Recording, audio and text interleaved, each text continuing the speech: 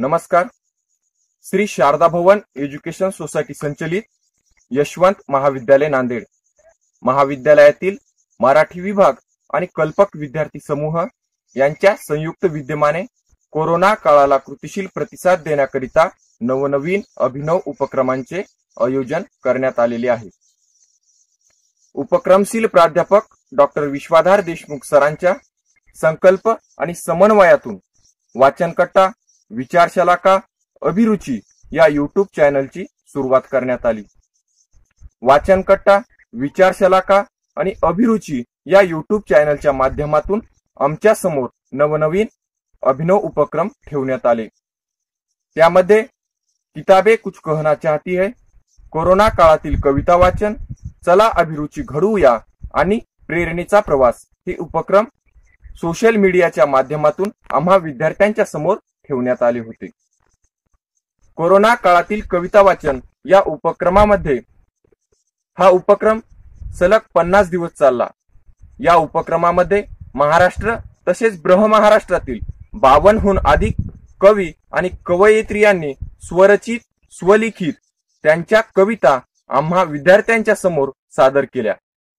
Corona काळातील कविता वाचन या उपक्रमाच्याच धर्तीवर कोरोना काळातील कविता वाचनाची साथ आणि विद्यार्थ्यांचा प्रतिसाद हा एक नाविन्यपूर्ण उपक्रम सुरू करण्यात आलेला आहे. कोरोना काळातील कविता वाचनाची साथ आणि विद्यार्थ्यांचा प्रतिसाद या उपक्रमासाठी आज मी नारायण विश्वनाथ घुगे आज तुमच्या समोर काही कवितेंचा अभिप्राय मांडणार आहे. तरीही सर्वप्रथम मला या ठिकाणी एक गोष्ट आवर्जून सांगावीशी वाटते, ती म्हणजे कोरोना काळातील कविता वाचन या उपक्रमामध्ये सहभागी होण्याच्या पूर्वी माझ्या मनात कवितेच्या संदर्भात एक संकुचित वृत्ती होती. कविता ह्या जगण्या मरण्याचं साधन असू शकतात. कविता ह्या दुःख, वेदना, कविता ह्या वंचितांचे प्रश्न, कविता ह्या श्रमिकांचे प्रश्न मांडण्याचं साधन असू शकतात. कविता ह्या प्रेम, दुःख, आनंद, कविता ह्या एखाद्या समस्या मांडण्याचं काम करू शकतात. कधी कधी तर कविता ह्या समाज जागृतीचं काम करू शकतात. हे मला या उपक्रमातील कविता ऐकल्याच्या नंतर कळालं. आज सर्वप्रथम मी या ठिकाणी कोरोना काळातील कविता वाचन या उपक्रमामध्ये रमेश रावळकर सरांनी ज्या कविता सादर केल्यात त्या कवितेवर मला जशा प्रकारे कविता समजल्यात तशा प्रकारे मी आज तुमच्या समोर त्या कवितेचा अभिप्राय मांडणार आहे. दुसऱ्या टप्प्यामध्ये मी तृप्ती अंधारे मॅडम यांनी ज्या या उपक्रमामध्ये कविता सादर केल्या त्या कवितांवर थोडक्यात अभिप्राय मांडणार आहे. आणि तिसऱ्या क्रमांकाला मी कल्पना दुधाळ मॅडम यांनी ज्या कविता या उपक्रमामध्ये सादर केल्या त्या कवितांवर अभिप्राय मांडणार आहे. आज मी अगदी सुरुवातीला रमेश रावळकर सरांनी या उपक्रमामध्ये ज्या कविता सादर केल्या त्या कवितेवर थोडक्यात अभिप्राय मांडणार आहे. सर्वप्रथम रमेश रावळकर सरांचा आपण या ठिकाणी परिचय पाहूयात.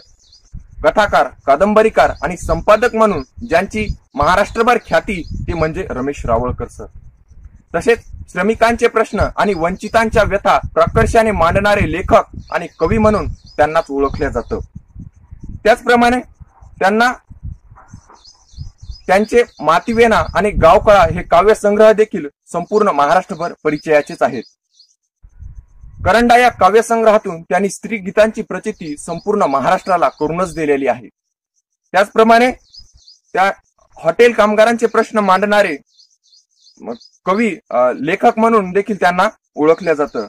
कोरोना काळातील कविता वाचन या उपक्रमामध्ये रमेश रावळकर सरांनी पहिली कविता मांडली ती म्हणजे मृत्यू झिरपत चाललाय आतल्या आत. विद्यार्थी मित्रांनो, मृत्यू झिरपत चाललाय आतल्या आत ही कविता ऐकल्याच्या नंतर मला पहिल्यांदा जाणवलं की ही कविता म्हणजे वास्तवाचं टिपण करणारी कविता आहे. वास्तव परिस्थितीचं टिपण करणारी ही कविता म्हणजेच सध्या ज्या कोरोना नावाच्या विषाणूने आपल्यावर थैमान घातलेलं आहे या कोरोना रूपी संकटाचं टिपण या प्रस्तुत कवितेच्या माध्यमातून वचनबद्ध करण्याचं काम रमेश रावळकर सरांनी केलेलं आहे. सर्वप्रथम विद्यार्थी मित्रांनो, आपण या कवितेच्या काही ओळी पाहूयात. कवितेच्या ओळी: गली ओस पडली, भीती दाटली, गली ओस पडली, भीती दाटली, पुढे आलेल्या अन्नावरची वासनाच उडून गेली. लहान मूल सुद्धा किती थांबन घरात, दबा धरून बसल्यावानी दारी बागुलबुवाच्या गोष्टी सांगून सांगून संपल्यात आता. प्रत्येकाच्या मनामध्ये एक भीती आणि निराशा आहे. अन्नावरची वासना देखील उडाली आहे. अन्नावरची वासना उडाल्याच्या नंतर घरामध्ये किती दिवस दबा धरून बसणार आहेत. लहान मुलांना बागुलबुवाच्या गोष्टी सांगून सांगून आज संपल्यात. त्यांनाही घराबाहेर पडण्याचा मोह लागलेला आहे. हे या प्रस्तुत कवितेच्या माध्यमातून, या प्रस्तुत ओळीच्या माध्यमातून रमेश रावळकर सर सांगण्याचा प्रयत्न करतात. पुढच्या ओळीमध्ये सर म्हणतात, मध्येच लाईट गेल्यावर टॉर्चच्या उजेडात स्वतःचीच सावली दिसली भिंतीवर आणि धडकन होतं मग मन कोरोना भीतीवर दिसतो मग. प्रत्येकाला भास झालाय. रात्रीच्या वेळी समजा घरातली लाईट गेली, टॉर्चच्या उजेडात जणू काय कोरोना आपल्या भीतीवर येऊन बसला की काय, हे या प्रस्तुत ओळीच्या माध्यमातून रमेश रावळकर सर आम्हा विद्यार्थ्यांच्या समोर सांगण्याचा प्रयत्न करतात. पुढच्या ओळीमध्ये सर म्हणतात, राज्यबंदी व जिल्हाबंदी झाली तरी माणसांचे जथ्थेच्या जथ्थे चालू लागलेत गाव शिवाराच्या ओढीनं. एक दिवस मरण येईनच, पण आपल्या माणसात येऊ दे रे बाबा. सर उद्देशून म्हणतात, आज राज्यबंदी झाली, जिल्हाबंदी झाली, गावबंदी झाली, प्रत्येकाला आपल्या गावाकडची ओढ लागली. जे पोटाची खळगी भरण्यासाठी शहरामध्ये गेलेले कामगार मजूर आहेत, त्यांना या कोरोना रूपी महासंकटामध्ये फक्त आपल्या गावाकडे जाण्याचा ध्यास लागलाय. माणसाला मरण येऊ द्या, पण आपल्या माणसामध्ये मरण आलं पाहिजेत, हा फक्त एक ध्यास लागलाय, जीवन जगण्याचा ध्यास लागलाय. हे या प्रस्तुत ओळीच्या माध्यमातून रमेश रावळकर सर सांगण्याचा प्रयत्न करतात. पुढच्या ओळीमध्ये सर म्हणतात, कानोकानीच्या गोष्टी व्हॉट्सअपवरील पोस्ट, कानोकानीच्या गोष्टी व्हॉट्सअपवरील पोस्ट आणि मरणाऱ्या माणसांच्या बातम्या ऐकून गावाकडे घरी परतण्याचे रस्ते बंद करून टाकलेत. आज सर्वत्र अफवांचा बाजार चालू आहे. या अफवांच्या बाजारामध्ये कानोकानीच्या ज्या गोष्टी आहेत, व्हॉट्सअपवरील ज्या अफवा आहेत आणि मरणाऱ्या माणसांच्या टीव्हीतल्या बातम्या ऐकून माणसाचं मन हे एक निराशाजनक झालेलं आहे. आणि गाव शिवारात देखील माणसांनी माणुसकी ही गाव शिवेला टांगली, गावातले रस्ते देखील बंद केलेत. हे या प्रस्तुत ओळीच्या माध्यमातून रमेश रावळकर सर आपल्या समोर सांगण्याचा प्रयत्न करतात.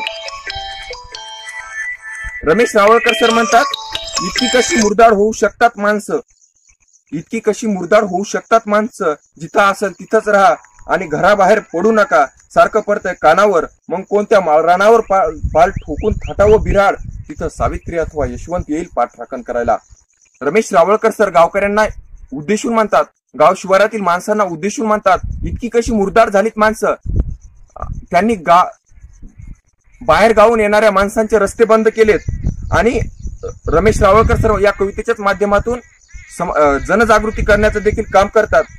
जिथं असेल तिथंच राहा, घराबाहेर पडू नका, असं या प्रस्तुत ओळीच्या माध्यमातून रमेश रावळकर सर सांगण्याचा प्रयत्न करतात. कितीही सांगितलं समजावलं, मन काही केल्या ऐकत नाही, पोलिसांना जुमानत नाही, फक्त जगण्याचा ध्यास लागलाय.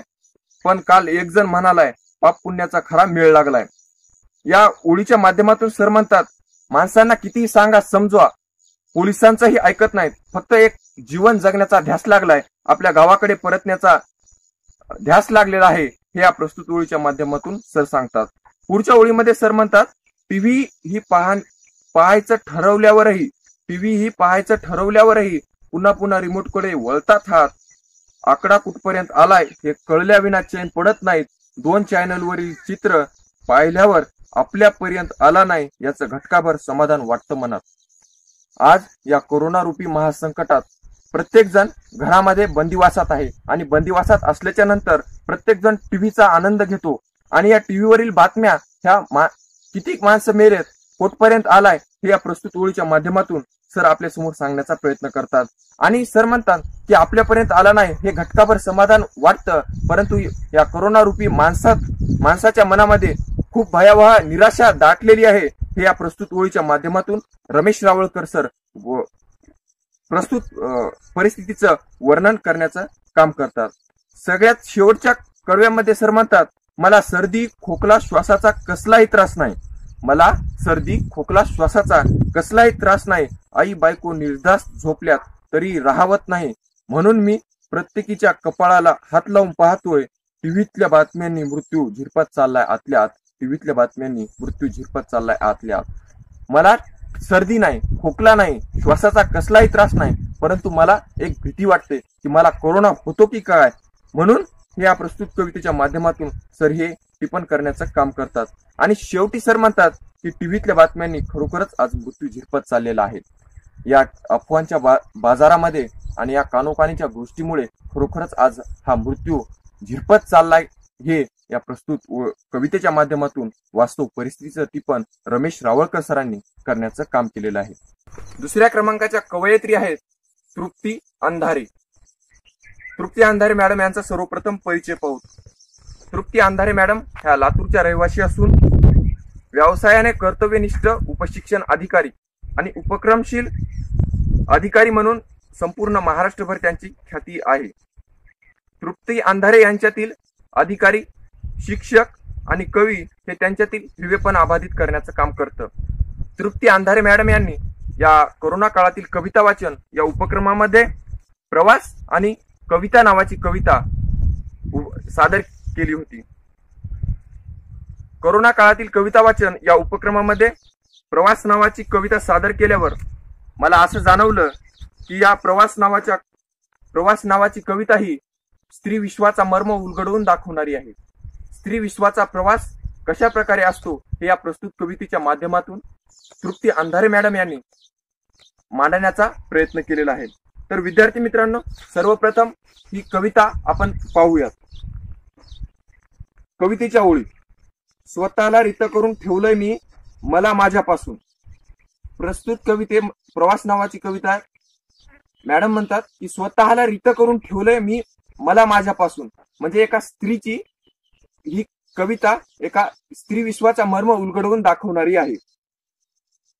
तू आलाच कधी दुःखानं निराशेनं माझ्याकडे, तर उतरता यावं तुला आत माझ्यात खोल, आणि सापडावी आत तुला माझ्यात हवी असलेली ओल.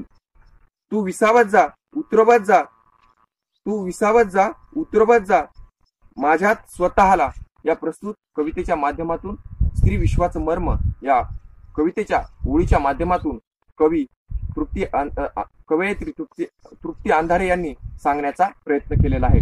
तर पुढच्या ओळीमध्ये कवयित्री म्हणतात की तू असं जीवन जग की आपण शाई पाण्यावर जशी टाकतो, ती जशी इतरांना सप्तरंग देते तसे तू इतरांना सुखाचे सप्तरंग देण्याचं काम कर. तू दुःख निराशा बाजूला ठेवून तू नेहमी सुखाचा हव्यास धर. तू इतरांना सुख लाभेल याचा विचार कर. हे या प्रस्तुत कवितेच्या ओळीच्या माध्यमातून कवयित्री तृप्ती अंधारे सांगण्याचा प्रयत्न करतात.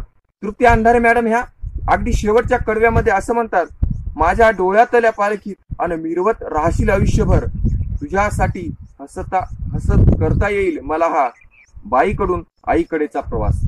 बाईकडून आईकडेचा प्रवास हा स्त्री जीवनाचा प्रवास या प्रस्तुत ओळीच्या माध्यमातून कवयित्री तृप्ती अंधारे मॅडम यांनी सांगण्याचा प्रयत्न केलेला आहे. याच उपक्रमामध्ये तृप्ती अंधारे मॅडम यांनी कविता नावाची एक कविता आमच्या समोर ठेवली होती. कविता नावाची कविता ही सर्वप्रथम पहिल्यांदाच मी ऐकली आणि ही कविता ऐकल्याच्या नंतर असं मला जाणवलं की कविता ही एक आशय अनुरूप असावी. कवितेचा हा आशय जर चांगला असेल तर ती माणसाच्या मनात चिरकाळ राहते, ती माणसाच्या मनात अविस्मरणीय क्षण म्हणून राहते. हे या प्रस्तुत कविता ऐकल्याच्या नंतर मला कळालं. कविता नावाच्या कवितेच्या काही ओळी पाहू. कविता उगवते हल्ली दिशा दिशातून, आसपासचे सारे जण आकाशात लिहू लागलेत कविता. कविता असते वाऱ्याची, कविता ताऱ्याची, कविता जन्म देणाऱ्या माऊलीची आणि कविता विसावा देणाऱ्या सावलीची. ही कविता ही दिशा दिशातून आज कोणीही लिहू लागलं. कविता कोणी आकाशावर लिहू लागलं, कविता कोणी ताऱ्यावर लिहू लागलं, तर कविता कोणी जन्म देणाऱ्या माऊलीवर लिहू लागलं. हे या प्रस्तुत ओळीच्या माध्यमातून तृप्ती अंधारे मॅडम सांगण्याचा प्रयत्न करतात.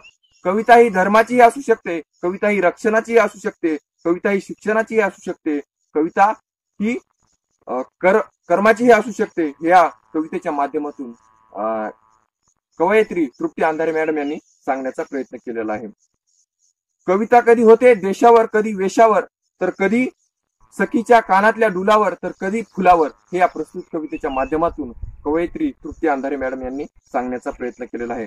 आणि अगदी शेवटच्या कडव्यामध्ये कवयित्री म्हणतात, कवितेचे विषय खूप सारे, कवितेचे विषय खूप सारे आशय आहेत, तरी पण कविता ही लिहिणं इतकंही सोपं नाही, कविता ही आशयपूर्ण असावी, हे या प्रस्तुत कवितेच्या माध्यमातून कवयित्री तृप्ती अंधारे मॅडम यांनी सांगण्याचा प्रयत्न केलेला आहे.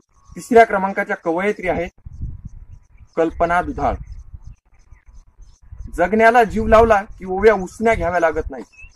जगण्याविषयी इतकी निर्मळ आणि नितळ भावनेने कविता व्यक्त करणाऱ्या कवयित्री म्हणून कल्पना दुधाळ यांना संपूर्ण महाराष्ट्रभर ओळखलं जातं.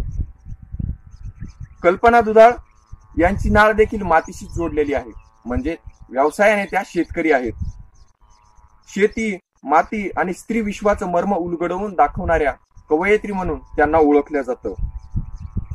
तसेच कल्पना दुधाळ यांची सीझर कर म्हणते माती आणि धग असतेच आसपास हे 2 काव्यसंग्रह देखील परिचित आहेत. कल्पना दुधाळ मॅडम यांना महाराष्ट्र फाउंडेशन पुरस्काराव्यतिरिक्त अन्य 31 पुरस्कार मिळालेले आहेत. कल्पना दुधाळ मॅडम यांनी या प्रस्तुत उपक्रमामध्ये रानभर मी आणि घालमेल नावाची कविता सादर केली. तर विद्यार्थी मित्रांनो, रानभर मी ही कविता शेती विश्वाचं मर्म उलगडवून दाखवणारी आहे. शेती विश्वातील मर्म उलगडवून दाखवत असताना प्रामुख्याने ही प्रस्तुत कविता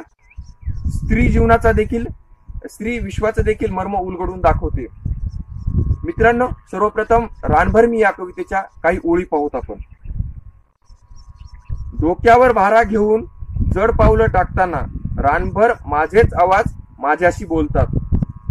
डोक्यावर भारा घेऊन जड पावलं टाकताना रानभर माझेच आवाज माझ्याशी बोलतात.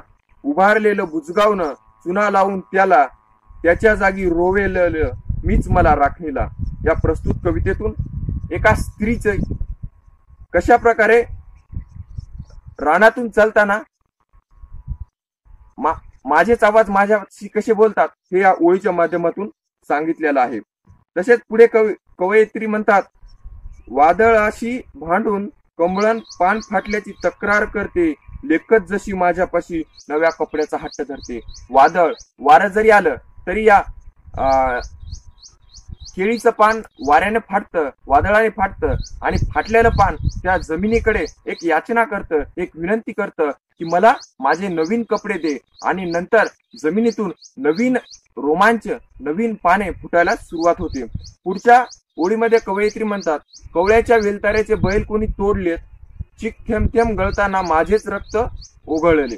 कवळ्याच्या वेलताऱ्यांचे बैल कोणी तोडले आणि चिक थेंब थेंब जसं जणू काय पांढरे जे द्रव्य त्या कवळ्याच्या वेलातून पडतं, त्याला कवयित्रींनी रक्ताची उपमा दिली. आणि ही रक्ताची उपमा म्हणजेच एक माय आणि माऊली यांचा संवाद आहे की काय, हे या प्रस्तुत ओळीच्या माध्यमातून सांगण्याचा प्रयत्न केलेला आहे. पुढच्या ओळीमध्ये कवयित्री म्हणतात, हदग्यांच्या फुलांची सफेद कोळी उलगडली, हदग्यांच्या फुलांची सफेद कोळी उलगडली, सासूरवाशीन गळ्याला पडून घुसमटून राहिली. उभ्या आडव्या काकऱ्यांमध्ये मीच माझा जीव पेरून उगवेल पहा कशी आता मी हिरवी लिपी होऊन. किती कष्ट आणि निराशा किती जरी असली, पेरणी केल्याच्या नंतर एक अंकुर जमिनीतून एक हिरवा रोमांच म्हणून, हिरवं सोनं म्हणून उगवेल. आणि हेच वर्णन निसर्गाचं आणि या शेती विश्वाचं आणि स्त्री विश्वाचं या प्रस्तुत कवितेच्या माध्यमातून कवयित्री कल्पना दुधाळ मॅडम यांनी सांगण्याचा प्रयत्न केलेला आहे. पुढची कविता घालमेल. विद्यार्थी मित्रांनो, ही प्रस्तुत कविता घालमेल म्हणजे एक मानवी जीवन जगण्याची घालमेल आहे, हे मला या कविता ऐकल्याच्या नंतर समजलं. या कवितेच्या काही ओळी आपण पाहू. झाडाभोवती आळं तसं डोळ्यांभोवती काळं असलेल्या जीवाच्या घालमेलीचा एक एक शब्द म्हणजे नखातल्या काळ्या निळ्या रक्ताची ठसठस. इथं स्वतःला डोंगरासारखं फोडावं लागतं, तापलेल्या भट्टीसारखा घाव यावा लागतो. घालमेली चौफडा आतल्या आत थोपून शांततेची शपथ घ्यावी लागते. मेल्यासारखं झापड न लागू देता श्वासाश्वासाला खरेपणाचा जाब विचारावा लागतो. संसाराच्या वटारलेल्या डोळ्यात कवितेच्या ओळीचा काजळ फासावं लागतं. पुन्हा कुठं अनुभवाची प्रामाणिक सांगड शब्दात सापडते. घालमेल नुसती घालमेल नसते, नुसता समकाल आतड्यांना जोडणारी केविल वाणी उलथा पालत असते.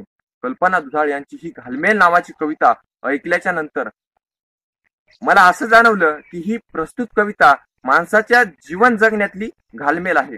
परंतु मला ही कविता ऐकल्याच्या नंतर पुन्हा एक प्राकर्षाने गोष्ट जाणवली, ती म्हणजे माझा एक मित्र हसऱ्या चेहऱ्याची घालमेल मांडतो. ती कविता ऐकल्याच्या नंतर मला माझ्या त्या मित्राची एक कविता ऐकली. ती कविता मी तुमच्या समोर ठेवतो. माझा मित्र म्हणतो, हसून माझा हा चेहरा, हसण्यात दुःख आहे, मनातले नाही ते हसू, बळच हसतो आहे. आनंद हा 2 घडीचा, मी चिरकाल विकला आहे, इतरांच्या दुःखात मी भागीदार झालो आहे. मागे वळून पाहताना कळलेत गद्दार पोचलेत मी, आधार घ्यायचा जेव्हा पाठीत खंजीर खुपसला की, पाठीत खंजीर खुपसला की. कल्पना दुधाळ मॅडम यांनी या प्रस्तुत कवितेच्या माध्यमातून जीवनाची घालमेल मांडली, तर माझ्या एका मित्राने या कवितेच्या माध्यमातून हसऱ्या चेहऱ्याची घालमेल मांडली. अशा प्रकारे कल्पना दुधाळ मॅडम यांनी या प्रस्तुत उपक्रमामध्ये ह्या कविता सादर केल्या. त्याचप्रमाणे सर्वप्रथम रमेश रावळकर सरांनी कोरोना काळातील कविता वाचन या उपक्रमामध्ये आपल्या कविता सादर केल्या. हा उपक्रम भरभराटीत आणण्यास मदत केली, त्याबद्दल त्यांचेही मी या ठिकाणी आभार मानतो. त्यानंतर तृप्ती अंधारे मॅडम यांनी वेळातला वेळ काढून आमच्या उपक्रमामध्ये आपल्या स्वरचित सुलिखित कविता आमच्या समोर ठेवल्या, त्याबद्दल त्यांचेही मी आभार मानतो. आणि 3ऱ्या क्रमांकाच्या कवयित्री कल्पना दुधाळ मॅडम यांनीही आपल्या वेळातला वेळ काढून या उपक्रमाला नवदिशा प्राप्त करून दिली, तसेच या उपक्रमाला हिरवेपण आबादित करून देण्याचं काम केलं, त्याबद्दल त्यांचेही मी आभार मानतो. आणि या कोरोना काळातील कविता वाचन या उपक्रमामध्ये ज्या 52 कवयित्री यांनी कविता सादर केल्या, त्यांचेही एकदा मी मनापासून आभार मानतो. धन्यवाद.